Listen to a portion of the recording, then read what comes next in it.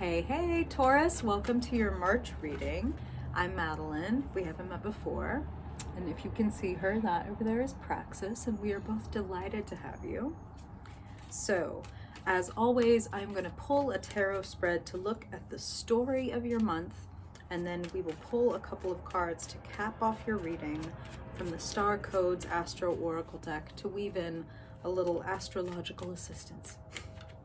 So let's get right into it, Taurus. Thank you, Spirit, loved ones and guides showing up for Taurus people. Want to know what is coming up for Taurus Sun, Taurus Moon, Taurus Rising in the month of March, and what they need to know for their highest good, Spirit. How Taurus themselves is showing up within the dynamics. And how are those dynamics looking? What's showing up for Taurus? We want to know the truth, Spirit, for their highest good, helpful or hindering influences, hidden forces. We want to know anything that serves Taurus's love, liberation, joy, peace, security. We want to help them walk into their most fulfilling future, Spirit. Please show us what we need to know for Taurus in the month of March for their highest good. Just a couple more for Taurus. Thank you, Spirit. Taurus Sun, Taurus Moon, Taurus Rising and Dominant folks. Perfect. Okay. Taurus. What's showing up for Taurus? Beautiful. Very Taurian energy. Wow. I say very Taurian energy and then I turn over your card, the Hierophant. Well, okay. We'll talk about it. Beautiful.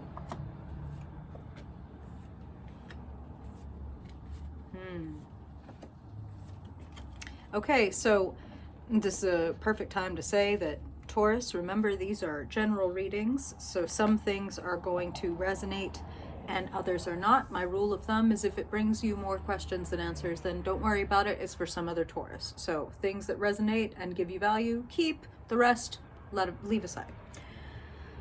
You have a very beautiful reading, and the first thing that I'm hearing is that for some of you, if you are worried about whether or not you can go it alone, or you can leave the place that you are currently in, that perhaps you feel like, oh, I'm starting to realize this isn't it, and like maybe I want to cut my losses, maybe I want to take my things and go. You have what it takes, and in fact there is massive support and community for you on the other side of leaving anything that doesn't feel totally aligned, totally resonant, totally coherent. So let's talk about it. Center of your spread. This is actually when I was saying Taurian energy, and then I flipped over the Hierophant, like, wow, okay, we're going to double down. Nine of Cups is a beautiful card. It is a feeling of emotional fulfillment. There's a sense that you have accomplished some things that you can feel proud of within yourself. And I feel like this is what's kind of driving this desire to leave behind anything in your life that doesn't feel like this, that doesn't feel like, yes, this is exactly what I want. And then this is crossed by the energy of the Hierophant. So whose rules are you living by? What are the rules of your life? And here's a question: do you need to change some of those rules? You may have outgrown some hierarchies. I'm just getting that. I'm getting that across the board here, is that for some of you, these are self-imposed rules that it's like, okay, that used to work for me. Now it feels kind of limiting. I've outgrown it. Time for a new set of rules. And for others of you, it's like a literal organization or institution that's like, okay, well, this job or this religion or this organization used to really fulfill me or feel aligned with me. Now, not so much. So if you are feeling that way, or perhaps you already find yourself in the midst of that journey of like, yeah, I am leaving behind kind of old safety and maybe even some complacency. Like, you know, and this is what they're saying is, for some of you, you're like, no, I'm sitting pretty. Like, why would I leave, like cut my losses, even if it's not exactly what I want, but it's like, but there's enough. And so I would just say, check in with yourself. There's no moral imperative here. You're not a good person or a bad person if you, whichever decision that you make. It's more about truly what feels right within you, what feels good within you and your body. Right can be a little bit, that word can trip us up, because again, this isn't a moral thing. This is what feels good to you. I feel like many of you have an urge to, there's this feeling of like, go it alone. There's this feeling of I have to trust myself. Like a little bit of benevolent rebellion is the phrase that I'm hearing, because it doesn't feel senseless. It doesn't feel rash. It feels very conscious. It feels very purposeful. Crowning your reading, the Hermit, going your own way, seeking your own wisdom. You are not going to get the answers that you need by going to people that claim to hold knowledge that you don't. You know what I'm talking about? I mean, the Hierophant in the classic version of the card is shown as the Pope, and there are two disciples sitting in front of the Hierophant like, hey, can you please pass down your sacred wisdom? But between this Hermit and the rest of your cards, it looks to me like the answers lie within you, and you are going to feel more sure and more steady the less that you outsource your truth. Now Spirit is playing a song by the Indigo Girls in my head. It's Closer to Find.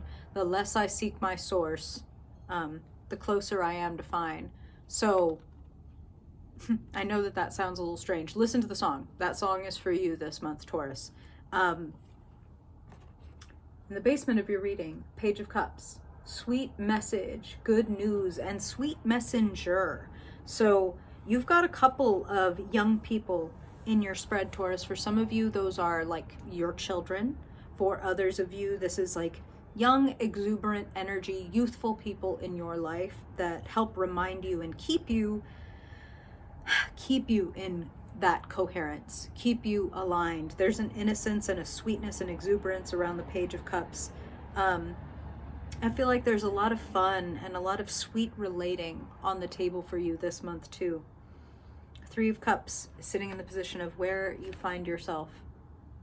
So surrounded. Friends, loved ones, celebration. Raise your glasses.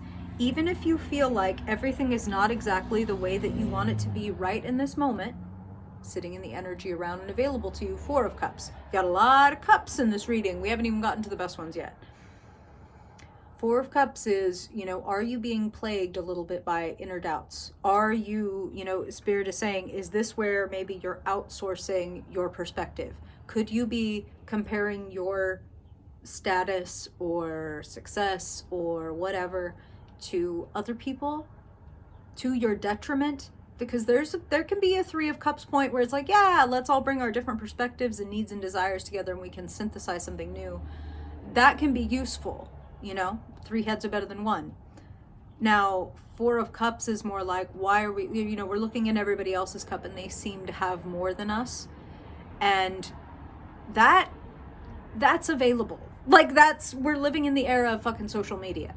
You can at any point decide to just do a quick open of your phone and see people living, the most fill in the blank life that you may never live or you may never attain or you fear you may never attain or etc. And that can real quickly take us from a place of like Nine of Cups, fulfillment, self-satisfaction, and even Three of Cups, like, wow, I'm so lucky, I'm so blessed, look at all the love in my life, to a place of, oh my God, you're right. This isn't good enough. And maybe it should be like this. And maybe Four Cups isn't enough at all. And maybe I'm going to blah, blah, blah, blah, blah. And then the world starts invading, and Spirit is using the phrase like it starts throwing things into our recipe that fucks up the motherfucking soup. Now, Taurus knows how to make a delicious fucking soup. Earth sign, okay? You know how to take your time. You know how to choose quality ingredients.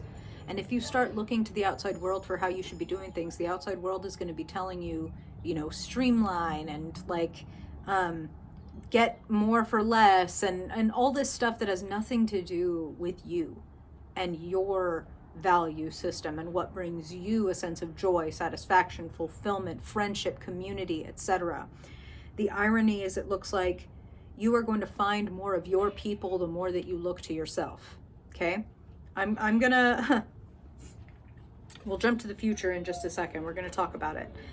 But first, sitting in the position representing your hopes and your fears, and this is the potential. This is like, ooh, this could be where you end up. Should you decide that that's where you want to aim, you know? Should you decide that this is where you want to put your compass point, your magnetic north.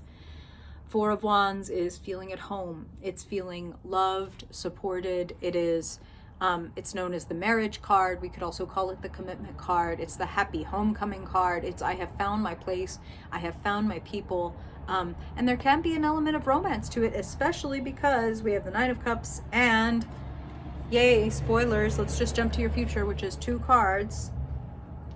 The Seven of Swords followed by the Ten of Cups, which is why I say the more that you're willing to cut out things that feel like lies is actually kind of how Spirit is putting it. So that could sound a little harsh. That could sound a little tough. For some of you, of course, it could represent outright like lies or fibs. You know what I mean? Some light treason for my Arrested Development watchers.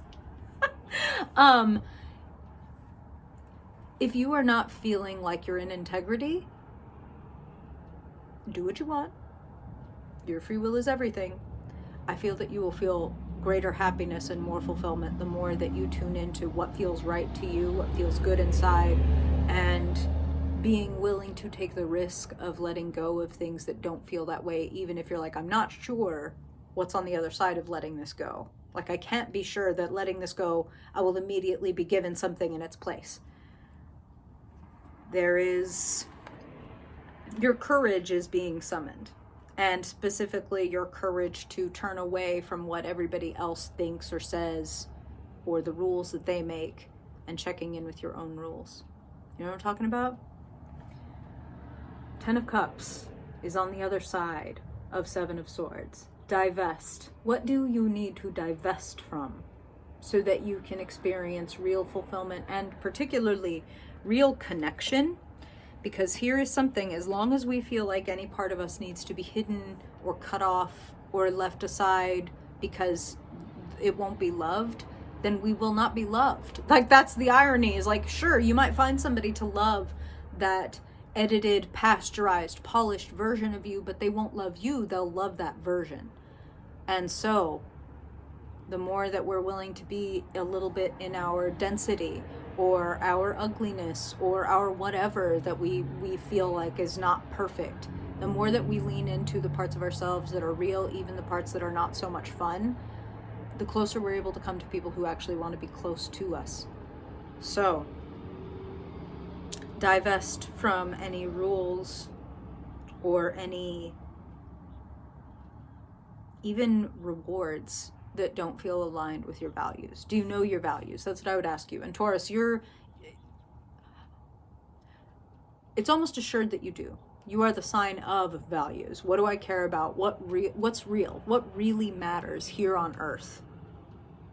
Love really matters. Tending to yourself really matters. I also am hearing take gentle, tender care of your body this month. Always good advice.